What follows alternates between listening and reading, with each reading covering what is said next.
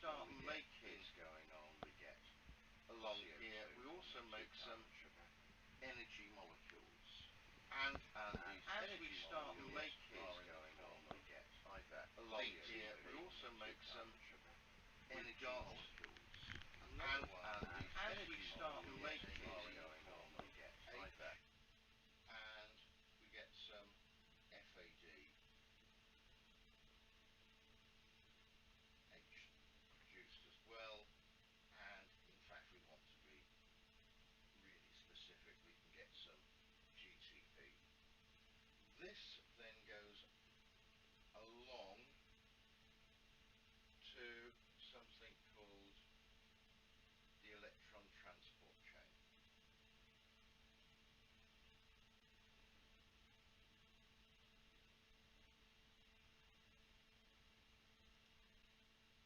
And having arrived at the electron transport chain, basically anything that is not ATP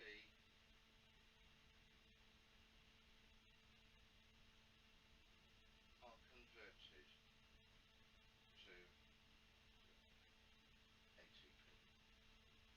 So we are converting everything to that, and this process takes in oxygen and turns it into water. So this is our basic structure. Glucose goes down. Some creatures only use this part. Plants then can use perhaps this part if they're doing anaerobic respiration. But if we're doing aerobic respiration, then we can have the link reaction, the Krebs cycle going on here, and the electron transport chain. And this produces a rather large amount of energy. So let's see where we're going to start, and we're going to look at this process of glucose going to pyruvate, which we call glycolysis. And we'll have a look at that to see where we can go with this. Right. Where do we start with glycolysis? Well, we start with this particular molecule. So this particular molecule is glucose. And let's just zoom out a little bit so you can see it. So glucose is a 6-carbon sugar. And it comes in two. You've got a problem.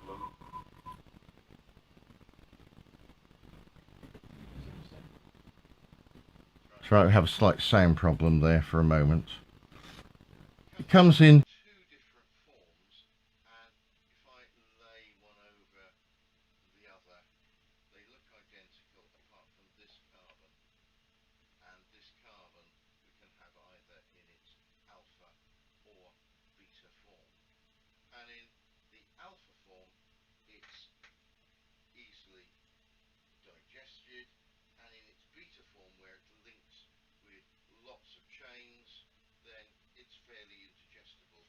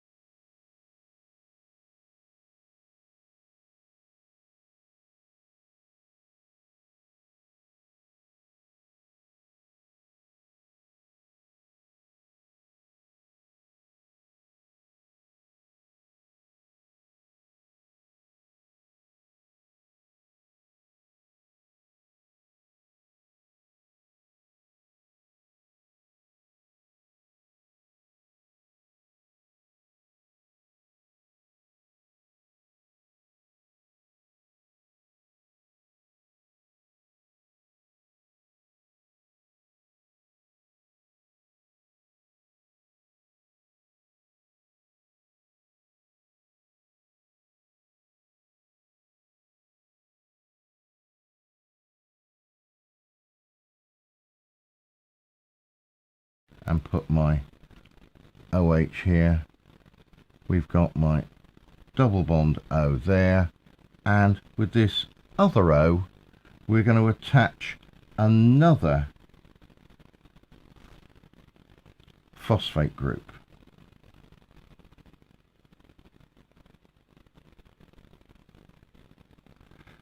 Some of these reactions go both ways, and this is also required ATP to come along, and we get out ADP. So we're still putting in energy into this particular reaction.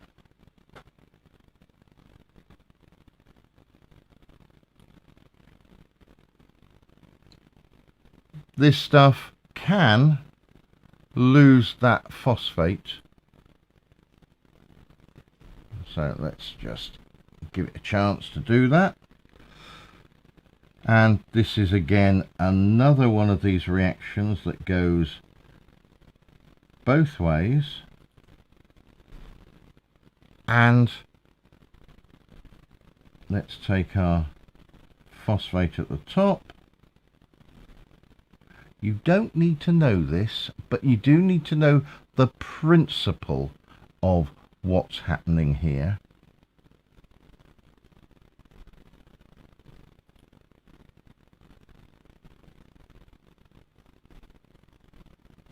So we're just losing the phosphate or gaining it.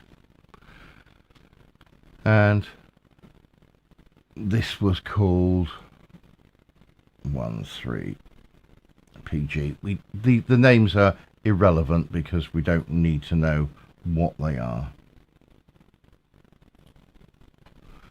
We've got them, and then we can move the phosphate group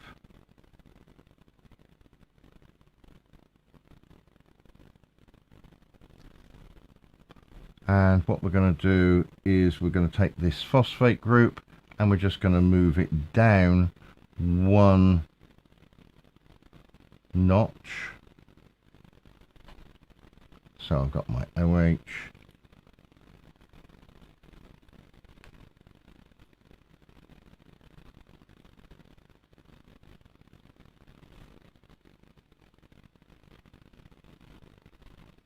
get my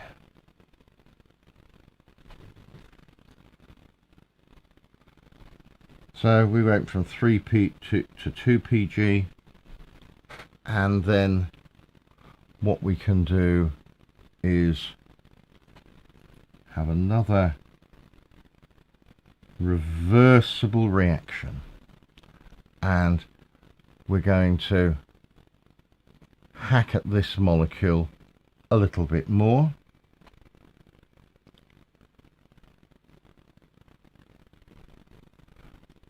Still leave this phosphate group on there, but up here we're going to make it into a double bond, and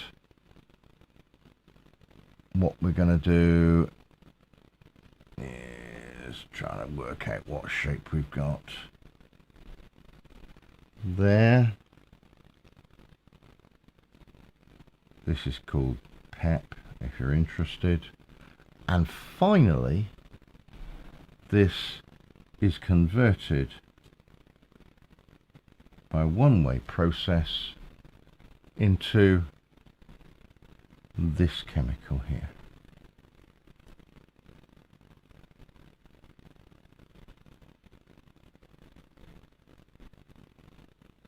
And this is pyruvate.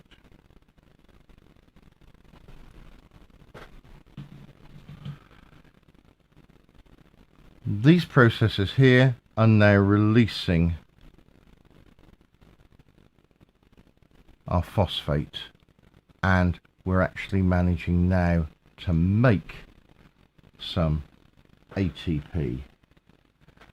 So as we're going along, we are actually starting to get some energy produced. So we've put in at the top 2 ATPs. Let's pull them down a little bit more so you can see. We put in 2 ATPs, then we broke that down into two lots of phosphate, so we've got 2 of these, and these also require more ATP, adding to put in to make our basically triose biphosphate. And once we've got these triose biphosphates, then as we come along down here, we're releasing some energy, and we get out of here ATP, ATP, and we manage to get some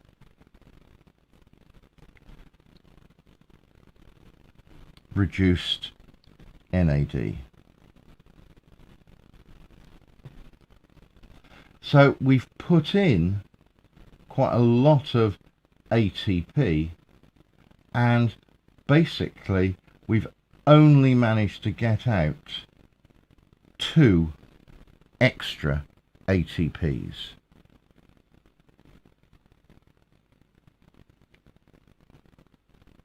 Which are basically down here.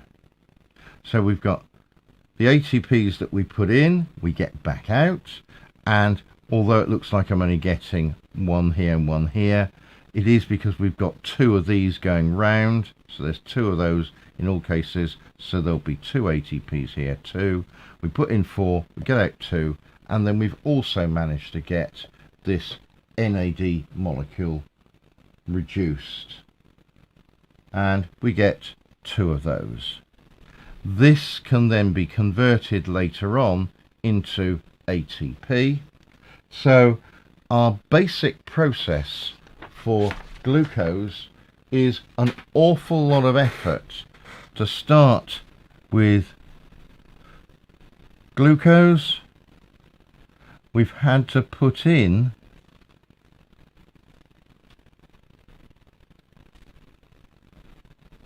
our 2 ATPs to activate this, to make, if we want to think about it,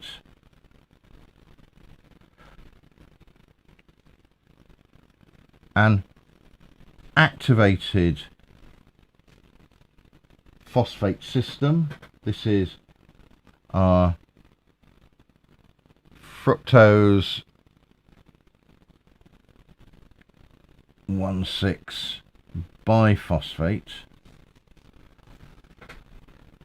We then break this down into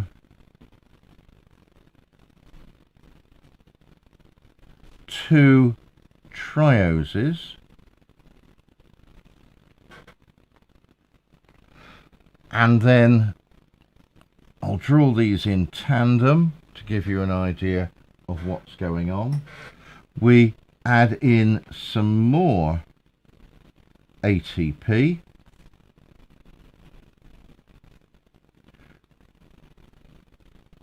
to give us these activated triose phosphates. This is triose and biphosphate, and then we're going to take this down and remove those phosphates, and as we do so, we're going to get out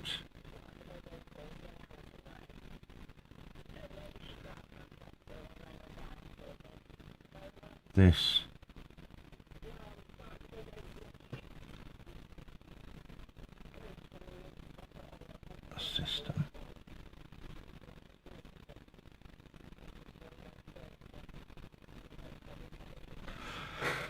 Here we've got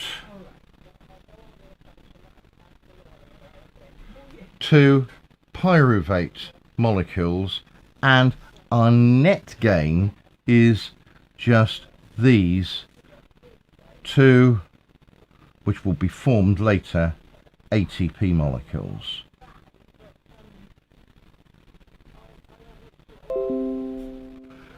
Right, now we've got some choices at this point about what we're going to try and do. So let's look at these different choices. We can either take our pyruvate at this point and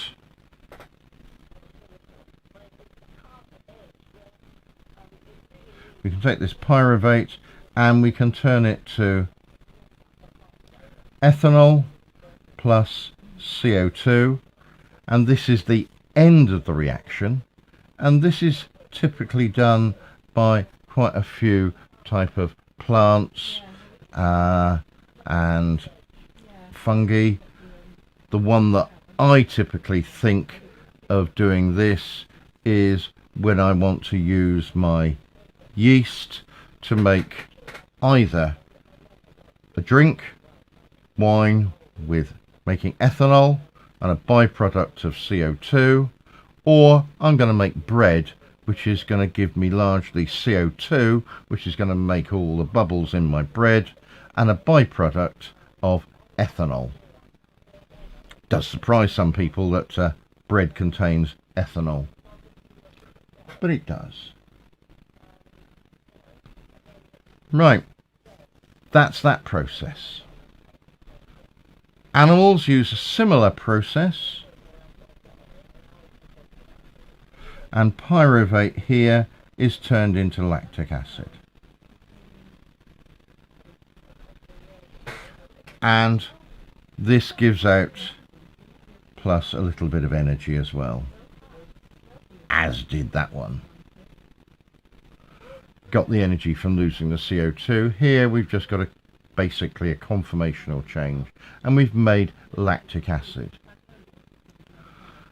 If we put in some energy to our lactic acid, we can convert it to pyruvate, and then we can take it back down this next system to get it all to work, and that's what we call paying back our oxygen debt. So there's our first basic reaction. Let's see what we can do with the link reaction. Now, our link reaction is all to do with taking our pyruvate and adding it to the Krebs cycle. So let's have a look at that one. So what we've got is our pyruvate molecule,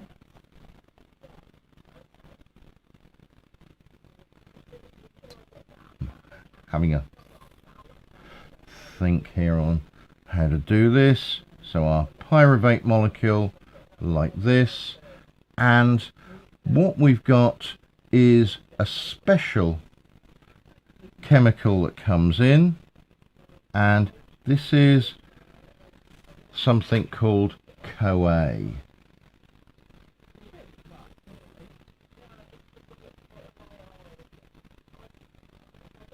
And as CoA comes in, what's happening is energy is taken out in the form of NAD, reduced NAD.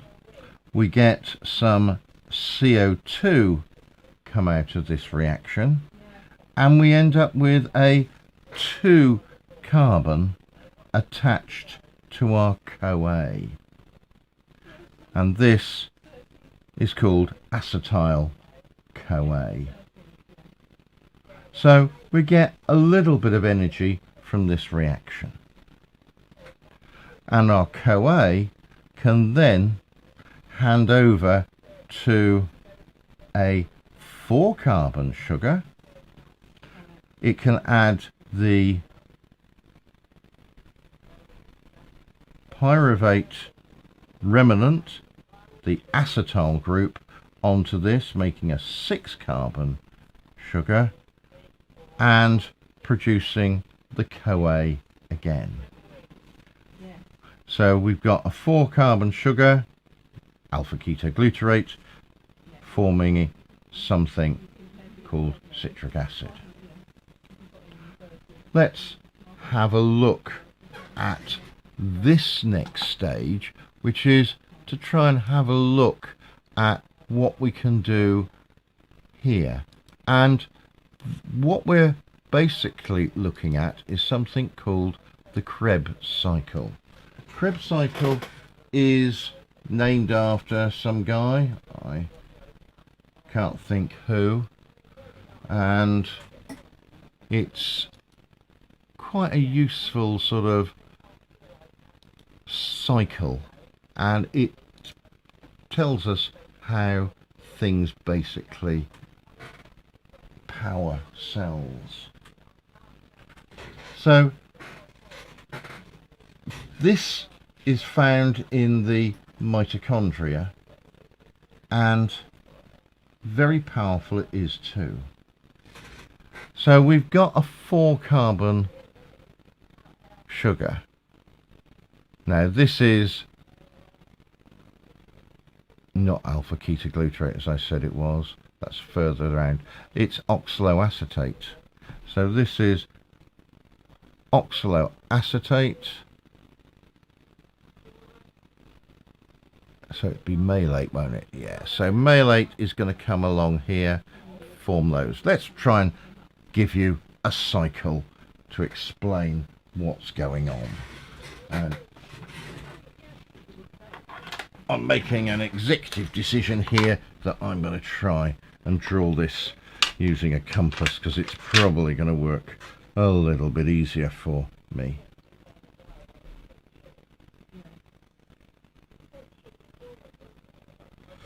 I do have a problem with my compass at the moment. Right, I've got a circle. We're going to start with, up here, a 6-carbon sugar. This one here. This is a chemical called citrate. How was this formed? Well, we had our CoA coming in with its acetyl group attached, and the CoA released. There we are. Try and draw it better.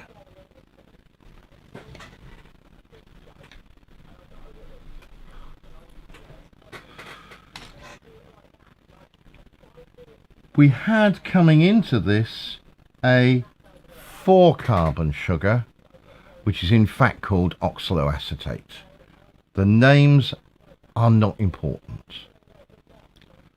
So we've got this 4-carbon sugar going to a 6-carbon sugar, oxaloacetate. Right. Now this citrate then undergoes some changes, and what happens is this 6-carbon sugar is turned into a 5-carbon sugar, which is called in fact the alpha ketoglutarate. We don't need to know its name, and as it does so, we've got some water being added, and energy is acquired. So we take some NAD in here and we get some energy out, NADH, and we also get out some CO2. More changes take place. We add some more CoA, and we can take some more NAD and produce NADH, and we make here with some more CO2 coming out, we make succinyl CoA.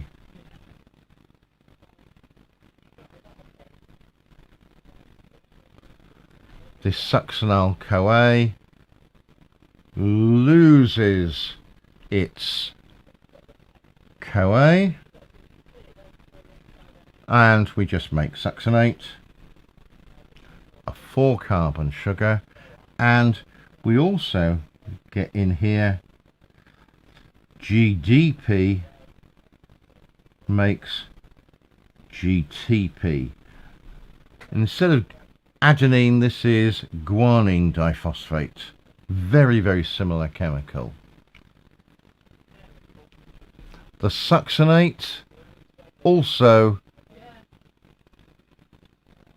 can do some changes, and as it does so, we can take in some FAD and get out some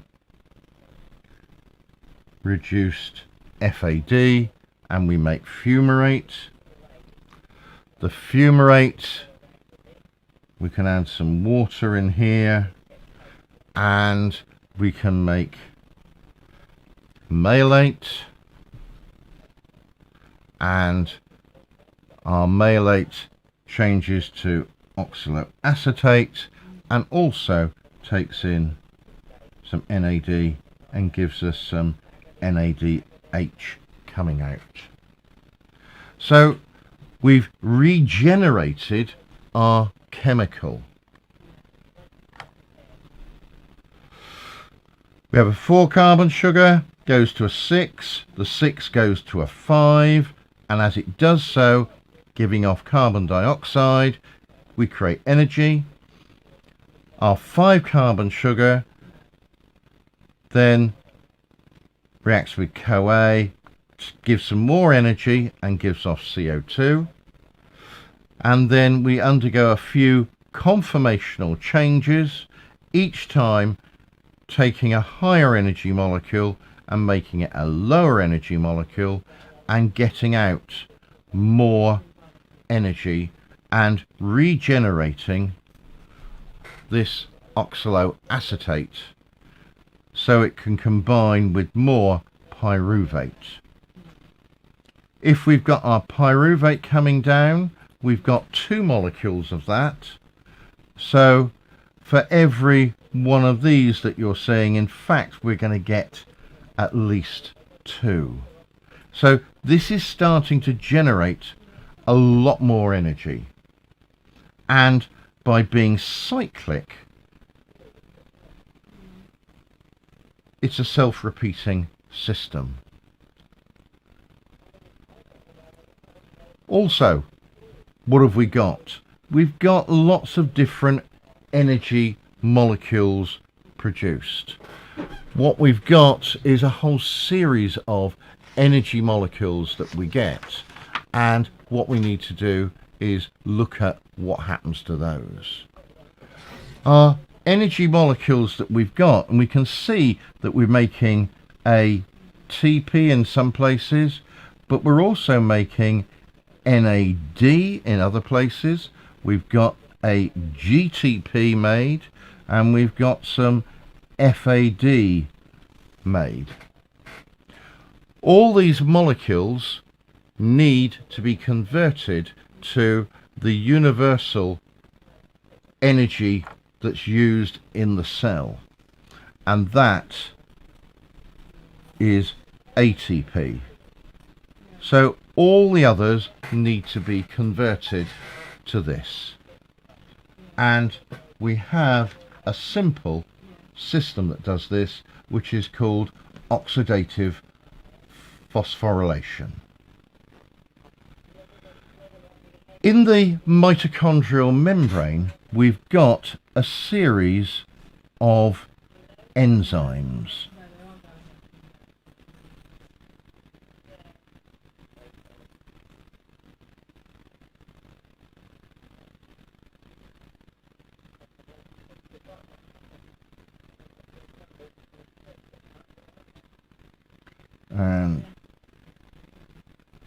let's draw them in here. And they live here in a cell membrane.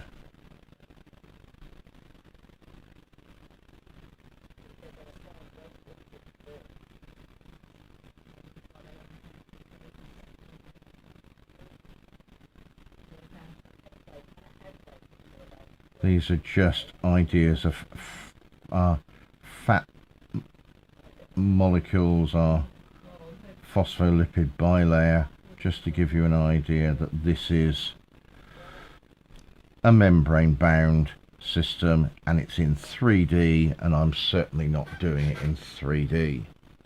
Right, so what's going to happen here? Well, we've got some NADH. This is going to be reduced by, or oxidized by, the first chemical coming along here, and the hydrogen is going to be taken into this membrane between the mitochondrial, the basic space in the mitochondria.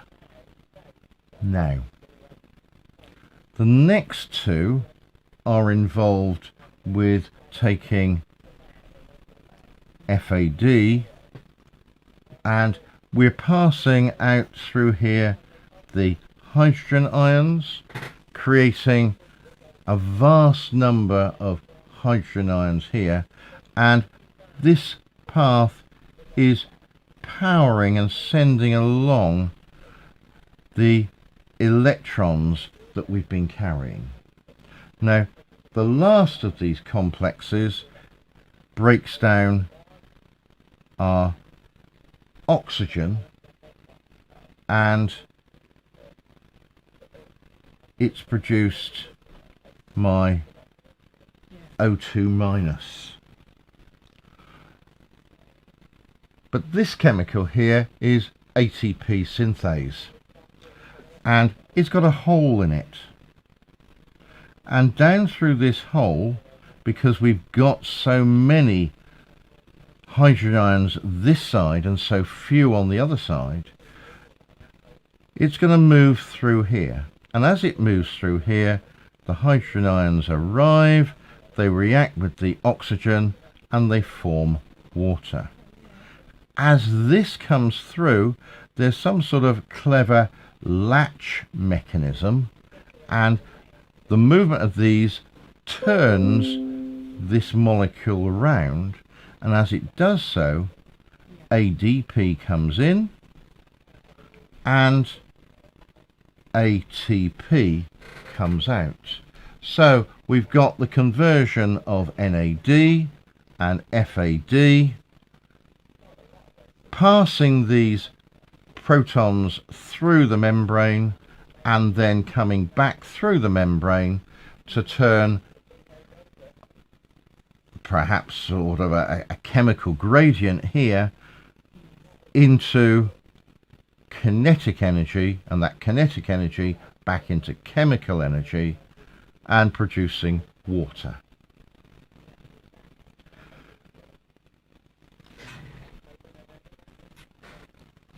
It's quite an interesting system where we take basically the first process of this system, which is just taking glucose, a very common sugar, and to activate it to pyruvate gives us very little energy. Yet some creatures, plants, yeasts, that's all they've got, that bit of glycolysis, and then a little bit of pyruvate turned into ethanol and carbon dioxide. That's where they're getting their energy. Others are going on and doing things like the Krebs cycle to produce a huge amount of energy, and this is all powered by and in the mitochondria.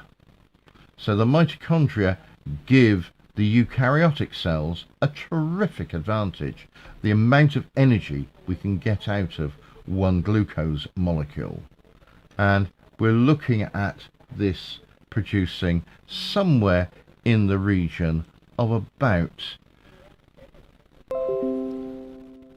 38 ATP molecules. Depends on your point of view of where you're looking at this, whether you want to count the GTP in here. But we get in the region of about that much energy being produced. And that amount of energy being produced is what gives cells the amount of power they've got to do all the reactions they want to. ATP is our universal energy exchange molecule, and it can be used to power nerves, it can be used to power muscles, it can be used to create new molecules. We use it to power some of our enzymes so that they can join some molecules together. We use it to make DNA.